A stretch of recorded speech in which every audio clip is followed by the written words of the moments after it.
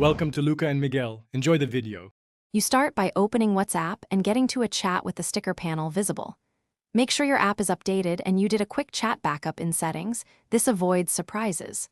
Once in the chat, tap the emoji button, then the sticker tab to reveal your installed packs. You're now ready to remove packs. Proceed deliberately so you don't accidentally delete other data. Keep the backup handy. It lets you restore if you change your mind later. You'll now remove packs from the My Stickers view. Tap the ++ inside the sticker panel, then switch to My Stickers to list what's installed. For each pack you no longer want, press the delete or trash icon, or swipe left if your device supports it, and confirm removal. Make sure to check both downloaded and recently used packs. Some appear under different sections. Once removed, stickers vanish from the panel and won't be suggested in chats.